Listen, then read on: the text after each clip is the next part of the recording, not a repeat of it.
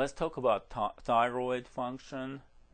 We all encountered this many times in our clinical practice in the school, but just to give you one more recap again about this. So dysfunctions of thyroid gland are related to thyroid hormone production. What we care, it's the thyroid hormone production. So if our thyroid gland itself is impaired for one or the other reason, this is primary function alternation. But if something comes from pituitary and TSH production is impaired, then this is secondary production. But most of the time when you deal in primary care, you're dealing with primary dysfunction, and TSH actually is a great diagnostic tool still, although not always it gives you a good diagnostic evaluation for alteration of thyroid function. But if we are finding or looking for primary dysfunction, TSH is still a good tool. So if we are dealing with hyperthyroidism and if we are dealing with primary dysfunction, and at this point TSH levels will be changing. If patient produces too much thyroid hormone secondary to dysfunction of thyroid gland, hyperthyroidism, TSH levels decrease, and hypothyroidism, they are decreasing. In hypothyroidism, thyroid hormone levels decrease, but TSH levels increase. So hyperthyroid, no need for TSH. Hypothyroid, we need too much TSH to stimulate the thyroid. So thyrotoxicosis is the excessive amount of thyroid hormone, which may lead to toxic consequences. Graves' disease is significant disorders, and Graves' disease is mostly the most common manifestation of hyperthyroidism we encounter. Hyperthyroidism can also result from the nodular thyroid disease, and patient will present with goiter, and thyrotoxic crisis, it may be very dangerous and may result in numerous metabolic alterations and be life changing or life threatening disorders. So let's talk about goiter here. Again, in thyroid, commonly you would hear that size doesn't matter, and indeed it doesn't if you are dealing with hypothyroidism or hyperthyroidism. If someone has goiter, this may not be related to the thyroid function at all, size of the thyroid. However, usually if patient has some type of hyperthyroidism, they may have enlarged thyroid gland. So again, if we say size doesn't matter, basically having goiter, it's not definitive diagnosis. But if someone presents with goiter, you may consider diagnostic workup, and you should consider diagnostic workup if you don't know the source. And if you having, let's say, looking at the lab values and thinking about hyperthyroid, then you may think that your patient, which you haven't seen yet, which is kind of strange, but let's imagine that, but your patient may have some goiter. So usually patient may have some type of goiter when they have hyperthyroidism. So this is usually, but of course someone with a completely non-palpable or mildly palpable thyroid may have hyperthyroidism.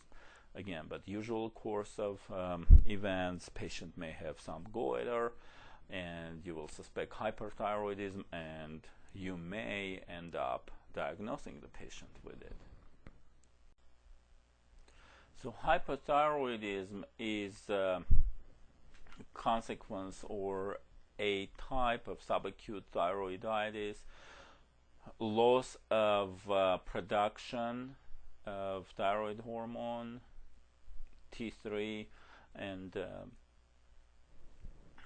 eventually losing completely the production of T3 and subsequent T4. So basically this is inflammation. Another type of thyroiditis is Hashimoto's disease, which is autoimmune thyroiditis, which is the consequences are the same.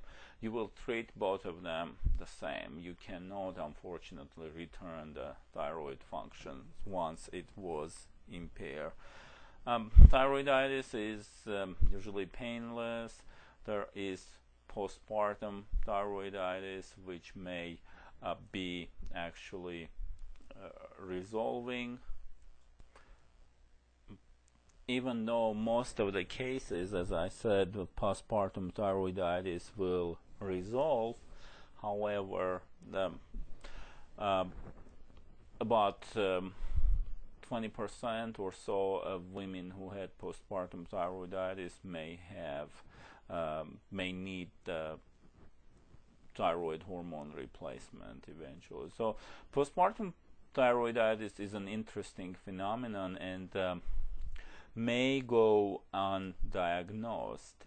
And postpartum thyroiditis, how it starts after the delivery, in a few 3-4 months, patient may have thyroidotoxic phase, and the levels of the thyroid hormone increase, or basically some say that thyroid gland before dying it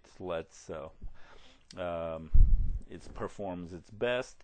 But however, thyroidotoxic disease often is unnoticed because it's usually say on evaluation of the woman who had the baby, they said, oh, you just had a baby 3 to 4 months, so you are not sleeping enough, breastfeeding, and that's why you are anxious, jittery, and just it will go away when the baby grows. And it indeed goes away when toxic phase passes and hypothyroid phase comes in, and patient becomes lethargic, sleepy, may become from anxious into depressed, and those are symptoms of hypothyroidism. Again, most of the women will have the resolution in about 18 months or less or a little more. However, about 1/5 of them may need thyroid replacement. So myxedema coma is a loss of brain function secondary to long-standing thyroid disease, hypothyroidism, and unfortunately it still may be these days undiagnosed, and the patient may end up comatose. But if caught early, hypothyroidism is caught early, this may be avoided completely. Congenital hypothyroidism may lead to cretinism in children, and however, again, early testing done may prevent this, an early thyroid hormone replacement. Thyroid carcinomas may have life-threatening character and result in radical thyroidectomy with artificially induced, basically, hypothyroidism and need for replacement.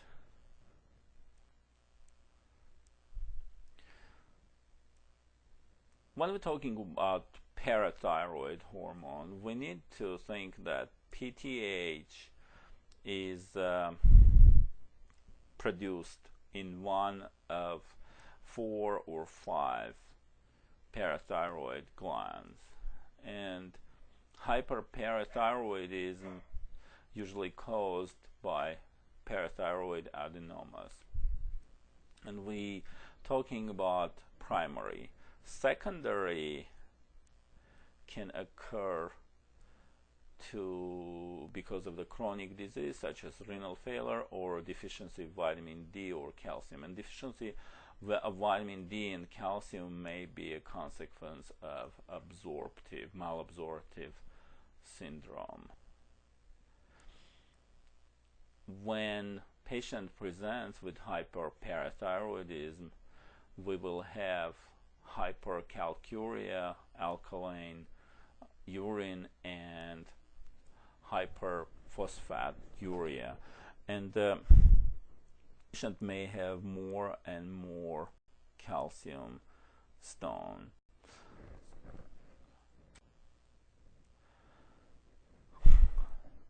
When we have hypoparathyroidism, patient may have PTH levels low and serum calcium level will decrease, and serum phosphate level will increase, and this is like a consequence of losing the parathyroid in radical thyroidectomy, because those glands are attached, and sometimes it's possible to salvage it and reimplant, but if not, then we are facing hypoparathyroidism. When we have decreased serum calcium levels, we are facing muscle contraction consequences, and classic patient with hypocalcemia will present with Chvostek and Trousseau signs. Chvostek and Trousseau signs are not diagnostic signs nowadays because they are not as sensitive as we wanted them to be, but sometimes you will see patient with low calcium levels, and patient would indeed have this Trousseau and Chvostek signs, and it's how to correct it. You can proceed with the infusion of calcium gluconate and IV, and when patient normalized, stabilized, you may release them home with PO calcium intake. But again, dropping PTH levels or absent PTH may result in hypocalcemia, which really your concern is muscular dysfunction and replacement of calcium, and you do not want to have hypercontractility such as Chvostek or Trousseau signs, or also patient may have laryngospasm, and it will be very difficult to treat the patient if this is missed and calcium replacement isn't introduced early enough in the clinical course. When patient develops hypocalcemia, what happens, the threshold for nerve and muscle excitation happens, and again, muscle spasm, hyperreflexia, tonic-clonic convulsion, laryngeal spasm, and patient even may have asphyxia. That's why I was saying that the consequences may be grave, and this needs to be treated as soon as you can. This is not just, oh well, calcium is low, we'll give them some Tums and they will get better. No, this has to be really treated pretty fast with calcium gluconate infusion, and usually resolves if you introduce it fast. And phosphate retention is another sign of this.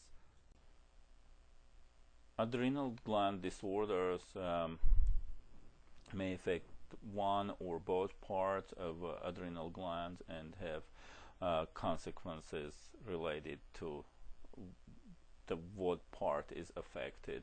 So if we are dealing with adrenal cortex, we can further look into Cushing disease. And Cushing disease is excessive anterior pituitary secretion of ACTH.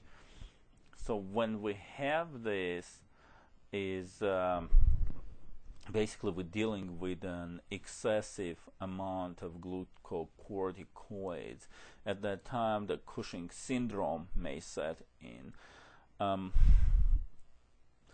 One of the causes of Cushing syndrome is just excessive level of cortisol, and it doesn't matter why, because this also can be cortisol from external sources,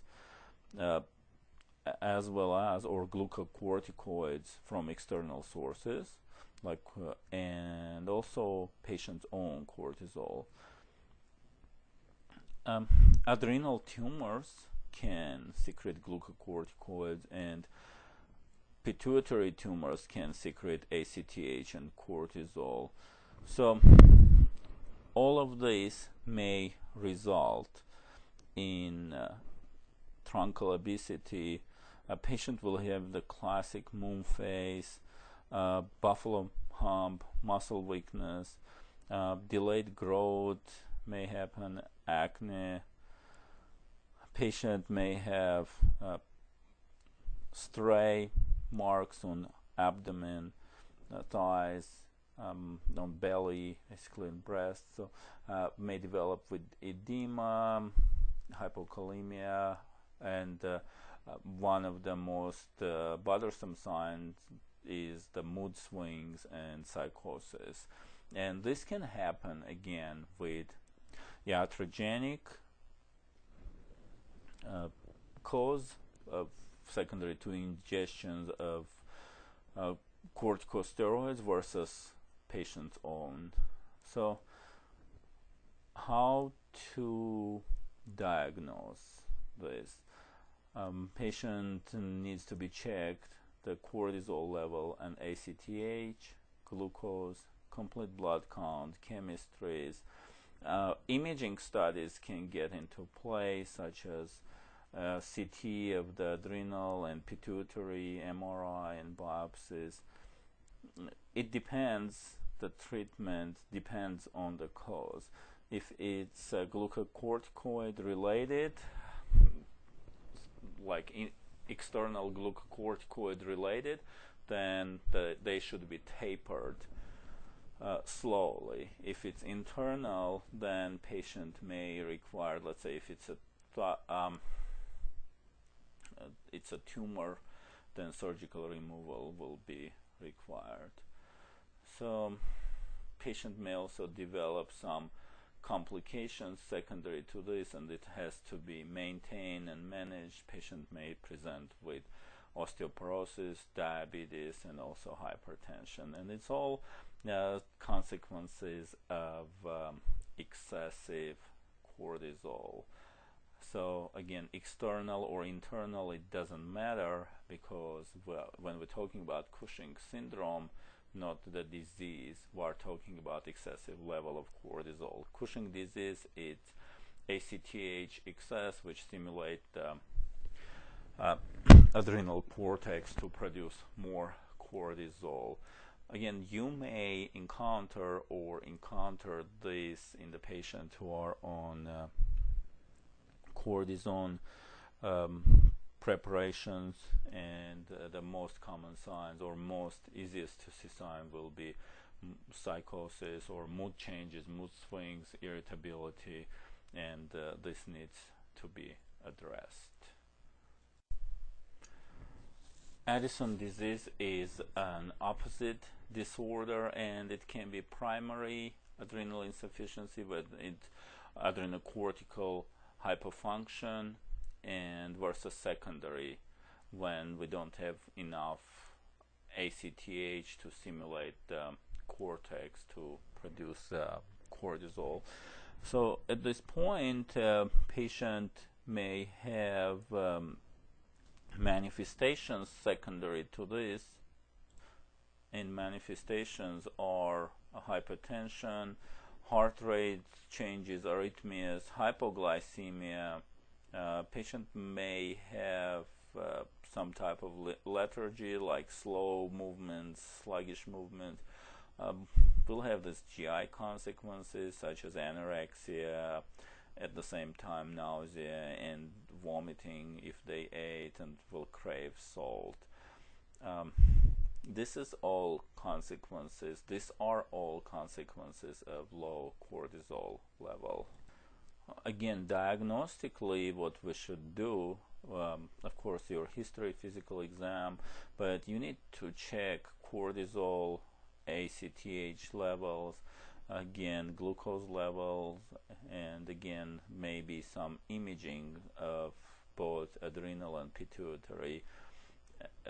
So when patient diagnosed with this, with Addison disease, what will proceed with lifelong treatment and hormonal replacement with corticosteroids. Patient also important to have medical alert bracelet, and patient needs to have their corticosteroids with them at all times, so in case of emergency.